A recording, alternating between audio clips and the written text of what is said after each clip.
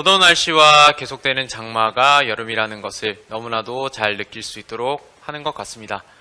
오늘도 책 한 권과 함께 짧은 이야기를 가지고 온 저는 박찬일입니다.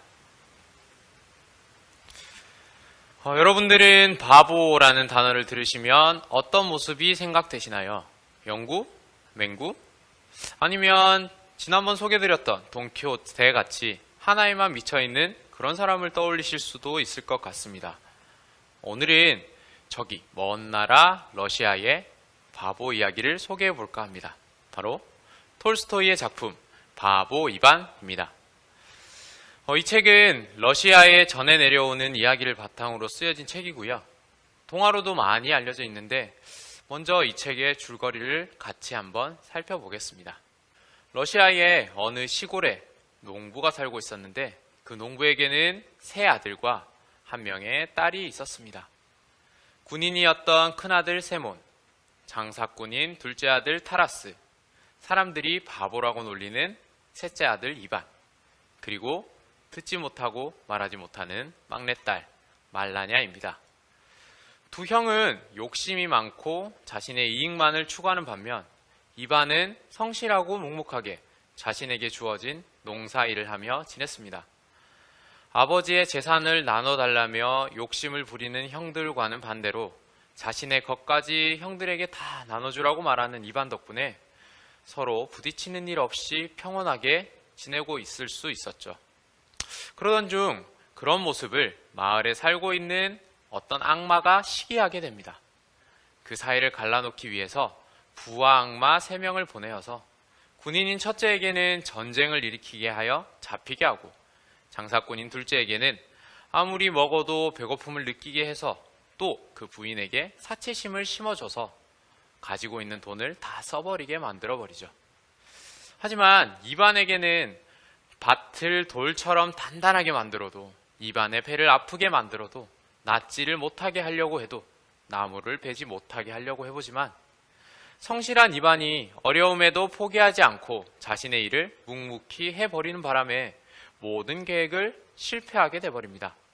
그런데다가 모습을 들켜가지고 이반에게 죽임을 당할 처지가 되자 오히려 아픈 것을 낫게 하는 신비한 약초, 옥수수알로 병사를 만드는 법, 나뭇잎으로 금화를 만드는 법을 알려주면서 자신의 목숨을 구걸하게 됩니다.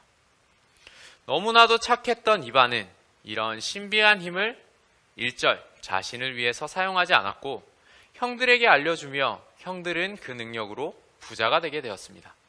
그리고 이반은 병에 걸린 공주를 자신이 얻은 그 능력을 통해 고쳐주게 되고 그로 인해서 공주와 결혼을 하고 나중에는 나라의 왕이 되게 되죠.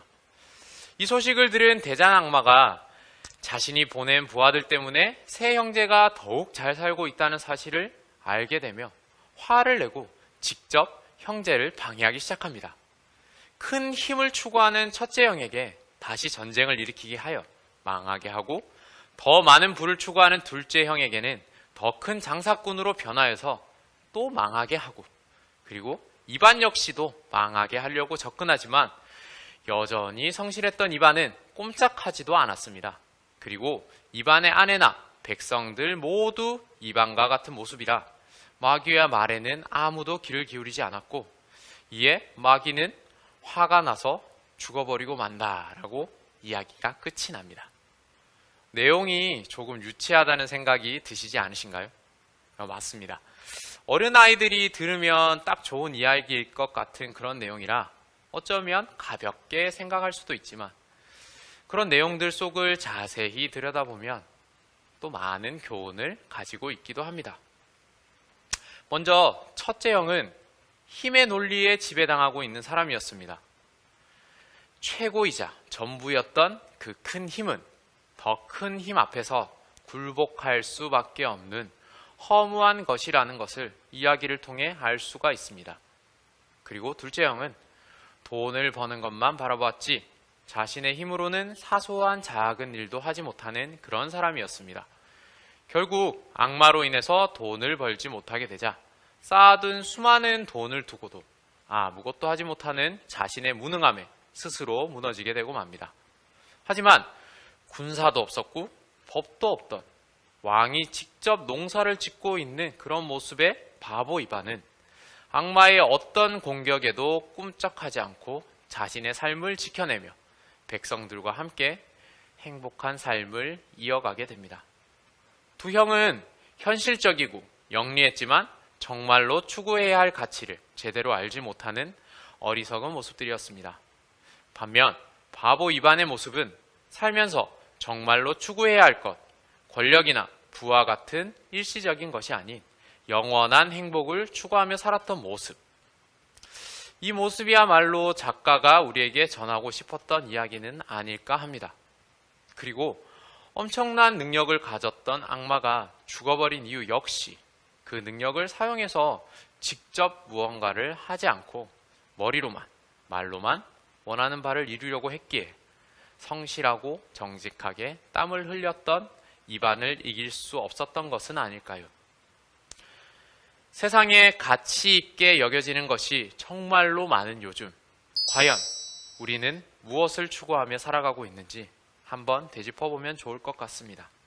그리고 땀 흘려 일하는 사람을 어느샌가 요령이 없고 바보 같은 사람이다 라고 이야기를 하며 손가락질하고 편법을 통해서 쉽게 원하는 것을 이루려고 하는 것을 현명하다라고 이야기하고 있는 지금 우리의 모습은 그렇지 않은지 함께 고민해 봐야 할 것 같습니다. 아주 유치한 내용의 바보 이반. 무더운 여름 시원한 수박 한 덩이와 함께 아들, 딸과 혹은 손녀들과 함께 이 이야기를 들려주면서 어떤 삶의 모습이 가치 있는 삶인지 이야기를 나눠보시는 것은 어떨까요? 지금까지 톨스토이의 바보 이반이었습니다. 감사합니다.